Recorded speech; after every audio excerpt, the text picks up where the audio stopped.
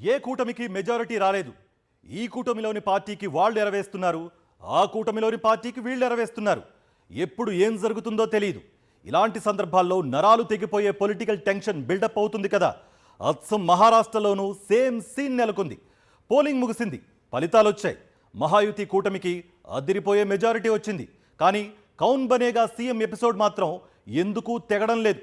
ఏక్నాథ్ షిండే పట్టు విడుపు ప్రదర్శిస్తారా? ఫడ్నవీస్ వెనక్కు తగ్గుతారా? అసలు వీళ్ళిద్దరినీ కాదని మోదీ, అమిత్ షా మూడో వ్యక్తిని తెరపైకి తెస్తారా? ఎన్నో ప్రశ్నలు, సమాధానాలు మాత్రం లేవు. ఫలితాలొచ్చి వారం రోజులైంది. ట్విస్ట్ల మీద ట్విస్టులు కొనసాగుతూనే ఉన్నాయి. ఈ మహా సస్పెన్స్కి ముగింపెప్పుడు? దీనిపైన ఇవాల్టి మ్యాగజైన్ స్టోరీ. సార్వత్రిక ఎన్నికల సమరం తాలూకు వైబ్రేషన్స్ దేశ ప్రజలను పూర్తిగా వదలకముందే మహారాష్ట్ర ఎలక్షన్ వార్ మొదలైంది. ఆ రేంజ్లోనే దేశ ప్రజల అటెన్షన్ని గెయిన్ చేసింది. మహావికాస్ అఘాడీ వర్సెస్ మహాయుతి. ఎత్తులకు పై ఎత్తులు, విమర్శలు, ఆరోపణలు, హామీలు, అరచేతిలో వైకుంఠం చూపించడాలు. అబ్బో, ఒకటని కాదు, లాస్ట్ మినిట్ వరకు హై టెన్షన్ క్రియేట్ చేసింది. కానీ ఫలితాల దగ్గరికి వచ్చేసరికి వార్ వన్ సైడే అని తేలిపోయింది. సహజంగా వార్ వన్ సైడే అన్నట్లుగా రిజల్ట్స్ వస్తే పొలిటికల్ హీట్ పూర్తిగా తగ్గిపోవాలి కదా. కానీ అంతకు మించి అన్నట్లుగా నరాలు తెగే ఉత్కంఠ మాత్రం మహారాష్ట్ర కేంద్రంగా కొనసాగుతూనే ఉంది. మహారాష్ట్రకి కాబోయే ముఖ్యమంత్రి ఎవరు? ఈ ఒకే ఒక్క ప్రశ్న మహా పాలిటిక్స్ని మహా మలుపులు తిప్పుతోంది. మాజీ సీఎం, ప్రస్తుత డిప్యూటీ సీఎం దేవేంద్ర ఫడ్నవీస్ మళ్లీ ముఖ్యమంత్రి అవుతారా?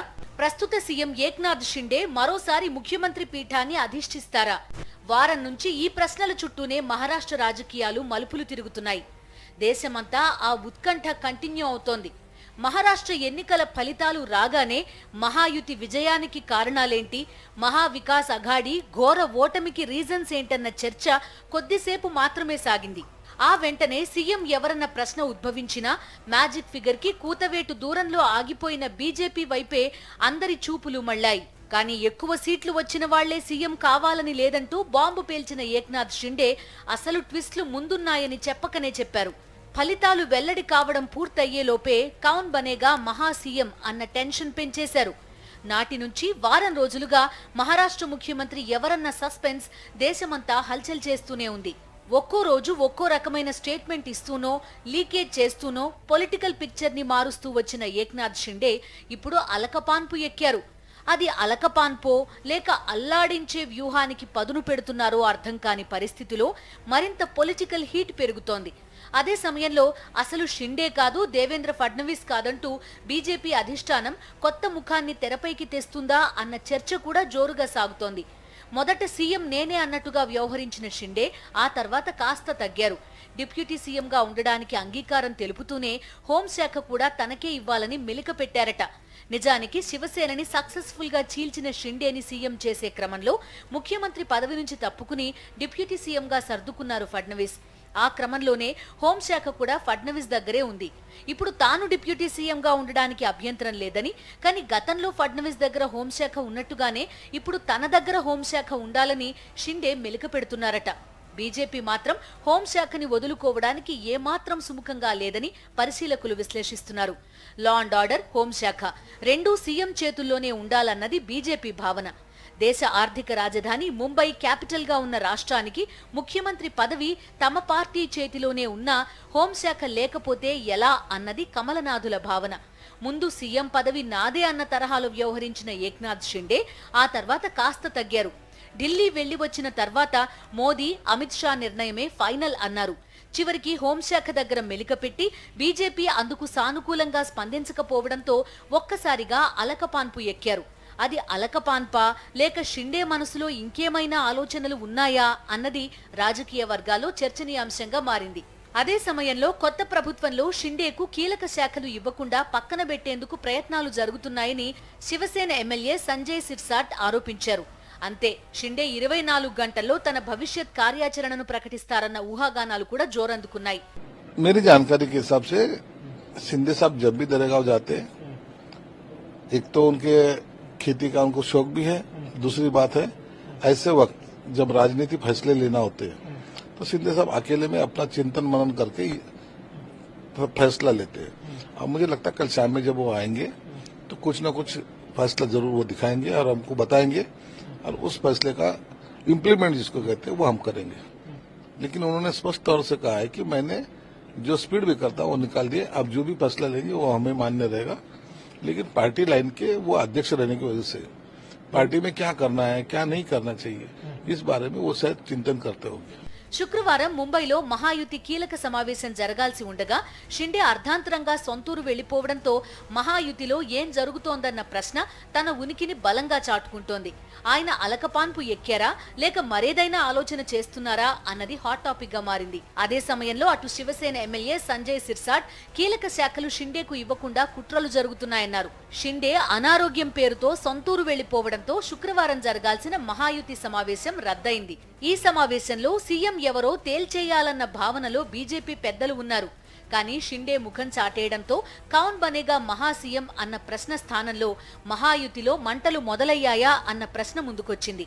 మహారాష్ట్రలో ప్రభుత్వ ఏర్పాటుకు 3 ఈక్వేషన్స్ కనిపిస్తున్నాయి. మొదటి ఈక్వేషన్ మహాయుతి ప్రభుత్వ ఏర్పాటు. ఇందులో ఎలాంటి సంక్లిష్టత లేదు. బీజేపీ నేత ముఖ్యమంత్రి అవుతారు. షిండే, అజిత్ పవార్ డిప్యూటీ సీఎంలుగా బాధ్యతలు స్వీకరిస్తారు. ఇక రెండో ఈక్వేషన్ మహాయుతి నుంచి ఏక్నాథ్ షిండేను తప్పించడం. షిండేని బుజ్జగించడానికి బీజేపీ ప్రయత్నాలు చేస్తోంది. డిప్యూటీ సీఎం పదవి తీసుకోవడానికి కూడా ఇప్పటికే షిండే అంగీకరించినట్టు చెప్తున్నారు. కాకపోతే హోంశాఖ విషయంలో మాత్రం షిండే వెనక్కి తగ్గడం లేదు.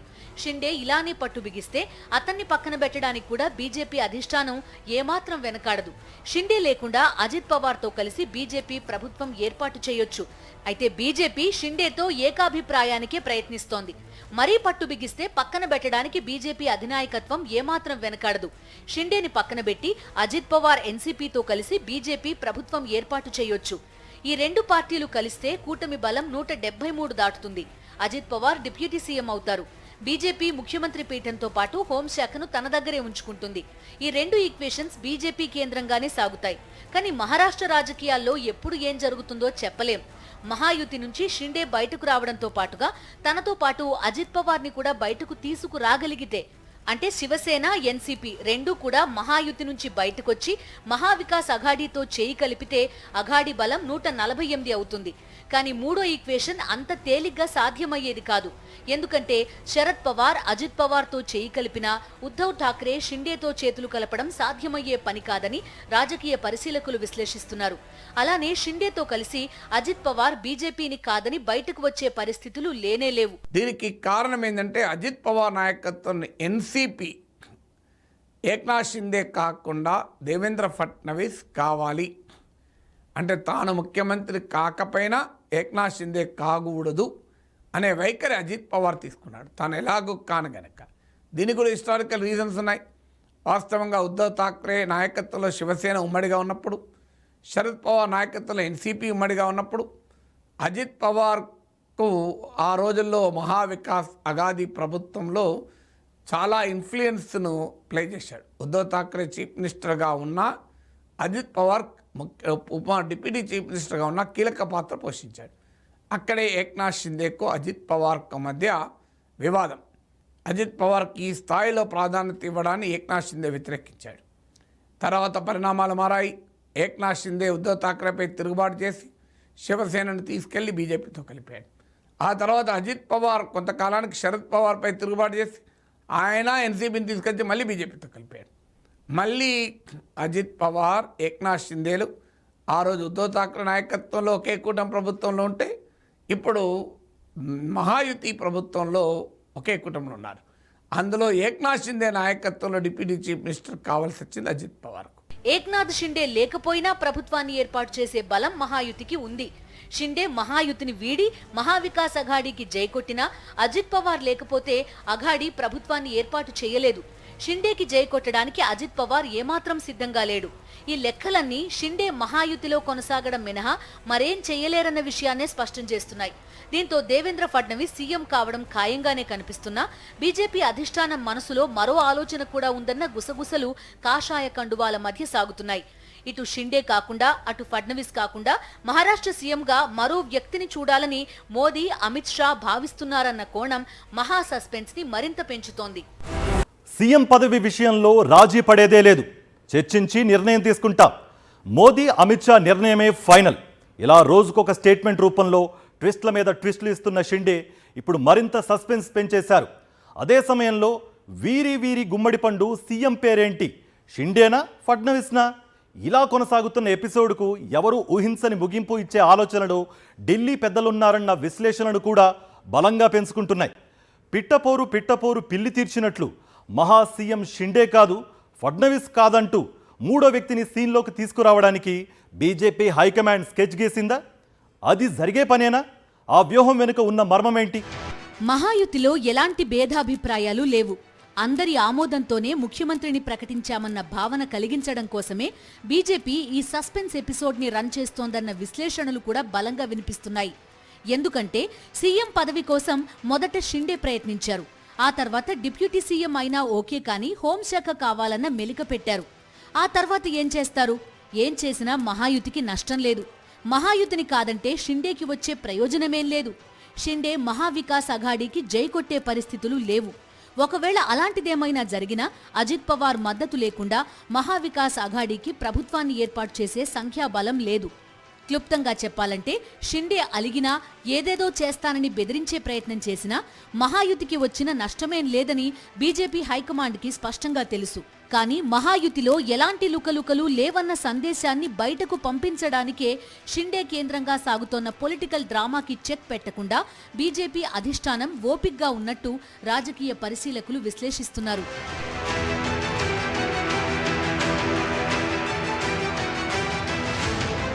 కాస్త ఆలస్యం అయినా మహారాష్ట్ర సీఎంగా దేవేంద్ర ఫడ్నవీస్ ని ప్రకటించడం ఖాయమని ఒకవైపు కమలనాథులు తేల్చి చెబుతున్నారు.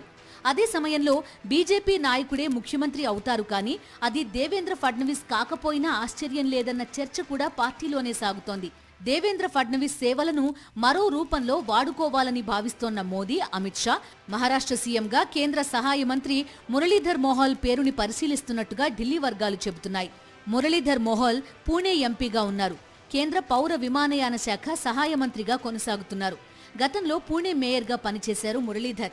రాజకీయ వర్గాల్లో పెద్దగా ప్రచారంలో లేని మురళీధర్ను బీజేపీ అగ్ర నాయకత్వం మహారాష్ట్ర సీఎంగా పరిశీలన చేయడం వెనుక వేరే వ్యూహం ఉందన్నది ఢిల్లీ వర్గాల మాట. దేవేంద్ర ఫడ్నవీస్ కి ప్రమోషన్ ఇచ్చే క్రమంలోనే బీజేపీ హైకమాండ్ ఈ ఆలోచన చేస్తున్నట్టు చెబుతున్నారు.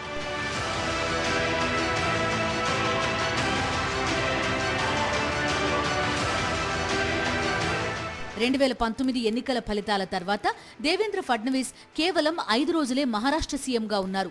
ఆ తర్వాత జరిగిన రాజకీయ పరిణామాల నేపథ్యంలో షిండే సీఎంగా ఉంటే డిప్యూటీ సీఎంగా వ్యవహరించడంతో పాటు హోంశాఖ బాధ్యతలు చూశారు. ప్రభుత్వంలో కీలకంగా వ్యవహరిస్తూ మహాయుతి సర్కార్ కొనసాగడంలో ప్రముఖ పాత్ర పోషించారు.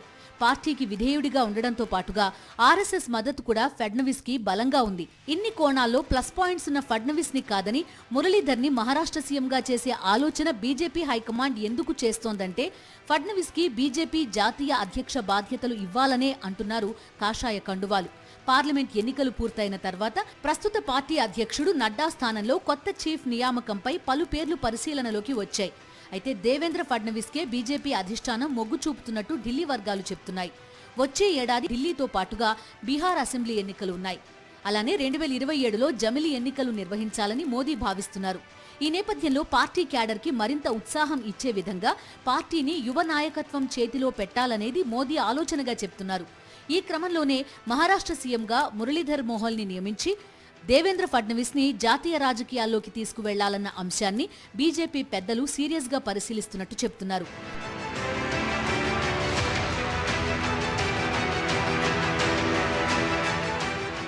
దేవేంద్ర ఫడ్నవీస్ ని బీజేపీ జాతీయ అధ్యక్షుడిగా నియమించే దిశగా మోదీ, అమిత్ షా ఆలోచన చేస్తున్నారన్న చర్చ సాగుతోన్న క్రమంలోనే బృహన్ ముంబై మున్సిపల్ కార్పొరేషన్ ఎన్నికల చుట్టూ కూడా డిస్కషన్ కొనసాగుతోంది. నిజానికి బీఎంసీ కార్యనిర్వాహక వర్గం గడువు 2022 మార్చితో ముగిసింది. 2022 ఫిబ్రవరిలోనే ఎన్నికలు జరగాలి. కానీ ఏక్నాథ్ షిండే తిరుగుబాటుతో 2.5 ఏళ్ల కిందట ఉద్ధవ్ ఠాక్రే నేతృత్వంలోని మహావికాస్ అఘాడీ ప్రభుత్వం కుప్పకూలింది. అక్కడి నుంచి వాయిదా పడుతోన్న బీఎంసీ ఎన్నికలు ఈ ఏడాదిలోనూ జరగలేదు. లోక్సభ ఎన్నికలు, మహారాష్ట్ర అసెంబ్లీ ఎన్నికలే అందుకు కారణం. 2.5 ఏళ్ల నుంచి ఎన్నికలు జరగకపోవడంతో బీఎంసీలో కార్పొరేటర్లు, మేయర్, డిప్యూటీ మేయర్ ఇలా ప్రజాప్రతినిధులెవరూ లేరు. అడ్మిన్ ఆధ్వర్యంలో కార్యకలాపాలు కొనసాగుతున్నాయి. వచ్చే ఏడాది ప్రారంభంలోనే బృహన్ ముంబై మున్సిపల్ కార్పొరేషన్ ఎన్నికలు జరిగే అవకాశం ఉంది. ముంబై కార్పొరేషన్ ఎన్నికలంటే సాధారణ విషయం కాదు. గత 25 ఏళ్లుగా బీఎంసీలో శివసేన తిరుగులేని ఆధిపత్యం ప్రదర్శిస్తోంది. కానీ ఇప్పుడు శివసేనకి షిండే అధినేత అయిపోయారు. ఉద్ధవ్ ఠాక్రే శివసేన యూబీటీ అధినేతగా మిగిలిపోయారు. బీఎంసీ ఎన్నికల్లో సత్తా చాటాలని అటు ఉద్ధవ్ ఠాక్రే, ఇటు ఏక్నాథ్ షిండే సర్వశక్తులు ఒడ్డడం ఖాయం. మిగిలిన పార్టీలు కూడా తమ సత్తాని చాటాలని విశ్వ ప్రయత్నాలు చేస్తాయి. ఈ క్రమంలో ఫడ్నవీస్ మహారాష్ట్ర సీఎంగా ఉండడమే మంచిదన్న వాదన కూడా బీజేపీలో వినిపిస్తోంది. దీంతో మహా సీఎం విషయంలో మోదీ, అమిత్ షాల మనసులో ఏముందన్నది అత్యంత ఉత్కంఠ రేపుతోంది. 50 ఏళ్ల క్రితం భారతదేశంలో టాప్ ఎంటర్టైన్మెంట్ అంటే డ్రామానే. 50 ఏళ్ల నుంచి క్రమంగా నాటకానికి ఆదరణ తగ్గుతూ వచ్చింది. ఈ జనరేషన్కి అస్సలు డ్రామా అంటేనే పెద్దగా తెలియదు. కానీ ఇప్పటికీ మహారాష్ట్రలో నాటకానికి విపరీతమైన ఆదరణ ఉంది. అక్కడ డ్రామా స్టేజ్ ఎంతగా వెలిగిపోతోందో అంతకు మించి మహారాష్ట్ర పొలిటికల్ స్టేజ్ మీద డ్రామాని తలదన్నే ఎపిసోడ్స్ గత 5 ఏళ్లుగా చోటు చేసుకున్నాయి. ఈసారి వార్ వన్ సైడే అన్నట్లుగా ఎన్నికల ఫలితాలు వచ్చాయి. కానీ సీఎం ఎవరన్న కోణం మాత్రం ఇంకా పొలిటికల్ హీట్ని పెంచుతూనే ఉంది. పొలిటికల్ డ్రామా అన్న పదానికి అదిరిపోయే నిర్వచనం చెబుతోంది. మహారాష్ట్ర దేశంలోనే రాజకీయంగా, ఆర్థికంగా బలమైన రాష్ట్రాల్లో ఒకటి. పైగా దేశ ఆర్థిక రాజధానిగా ముంబై టీవీ మహారాష్ట్ర ప్రాధాన్యతని మరింత పెంచుతూనే ఉంటుంది. మహారాష్ట్ర ఎన్నికల కేంద్రంగా దేశవ్యాప్తంగా అందరిలో అత్యంత ఆసక్తి రేగడానికి కారణం ఆ రాష్ట్రానికి ఉన్న ప్రాధాన్యత మాత్రమే కాదు, గత 5 ఏళ్లుగా మహారాష్ట్ర పొలిటికల్ స్క్రీన్ మీద సాగిన రాజకీయ రగడ. ప్రభుత్వాలు కూలడం, సీఎం ఫడ్నవీస్ కాస్త డిప్యూటీ సీఎం అవడం, సీఎంగా ఉన్న ఉద్ధవ్ ఠాక్రే పార్టీనే కాపాడుకోలేని స్థితికి వెళ్లిపోవడం, శివసేన, ఎన్సీపీ రెండుగా చీలిపోవడం. ఒకటని కాదు, నిత్యం ఊహకందని రాజకీయ పరిణామాలతో మహారాష్ట్ర అందరి దృష్టిని ఆకర్షించింది. ఈ కారణంగానే ఈ ఎన్నికల ఫలితాల కేంద్రంగా అంత ఉత్కంఠ రేగింది. చివరికి ప్రజలు శివసేన, ఎన్సీపీలను చీల్చిన నాయకులకే జైకొట్టారు. దీంతో ఏక్నాథ్ షిండే, అజిత్ పవార్ నాయకత్వాల్లోని పార్టీలే అసలైన శివసేన, ఎన్సీపీలుగా అవతరించాయి. అదే సమయంలో సీఎం కేంద్రంగా పీఠముడి ఏర్పడడంతో ఈ 5 ఏళ్లు కూడా రాజకీయంగా అనేక మలుపులు తప్పవా అన్న ప్రశ్న తెరపైకి వస్తోంది.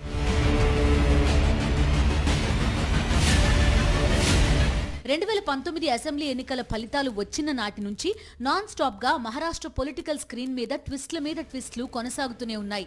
2019 అసెంబ్లీ ఎన్నికల్లో 105 సీట్లతో అతిపెద్ద పార్టీగా బీజేపీ అవతరించింది. కానీ ప్రభుత్వ ఏర్పాటుకి కావలసిన మ్యాజిక్ ఫిగర్ 145ని మాత్రం బీజేపీ అందుకోలేకపోయింది. నాడు బీజేపీతో కలిసి ఉన్న శివసేన ఫలితాల తర్వాత జరిగిన పరిణామాలతో దూరంగా జరిగింది. అదే సమయంలో అజిత్ పవార్ బీజేపీకి మద్దతివ్వడంతో బీజేపీ ప్రభుత్వాన్ని ఏర్పాటు చేసింది. ఫడ్నవీస్ సీఎంగా, అజిత్ పవార్ డిప్యూటీ సీఎంగా ప్రమాణ స్వీకారం చేశారు. అయితే శరద్ పవార్ రంగంలోకి దిగి అజిత్ పవార్ని బుజ్జగించడంతో ఆయన బీజేపీకి మద్దతు ఉపసంహరించుకున్నారు. దీంతో కేవలం 5 రోజుల్లోనే బీజేపీ ప్రభుత్వం కూలిపోయింది.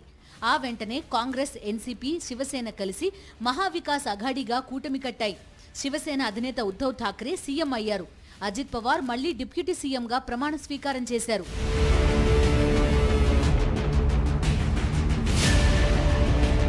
మహావికాస్ అఘాడీ 5 ఏళ్లు పాలన చేస్తుందనే అంతా భావించారు.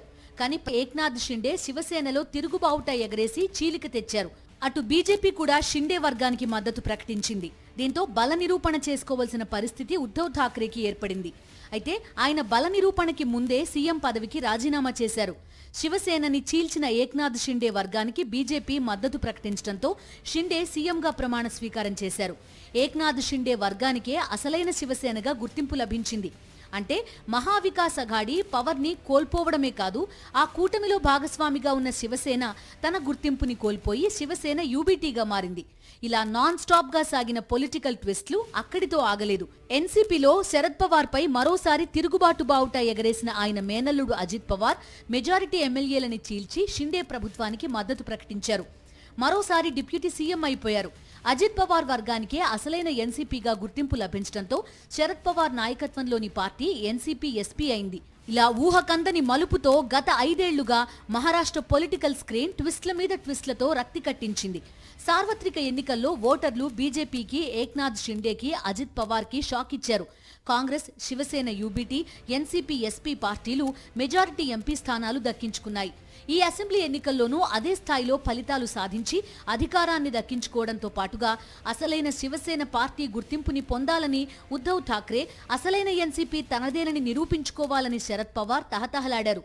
కానీ జరిగింది మాత్రం వేరు. మహాయుతికే మహా ఓటర్లు జేజేలు పలికారు. మహాయుతికి బంపర్ మెజారిటీ రావడంతో ఇక రాజకీయ రగడకి చెక్ పడినట్టే అని అంతా భావించారు. కానీ సీఎం పదవి కేంద్రంగా సాగుతోన్న పొలిటికల్ ట్విస్ట్లను చూస్తుంటే రాబోయే 5 ఏళ్లు మహారాజకీయాలు ఎలా సాగుతాయన్న ప్రశ్న తన ఉనికిని బలంగా చాటుకుంటోంది.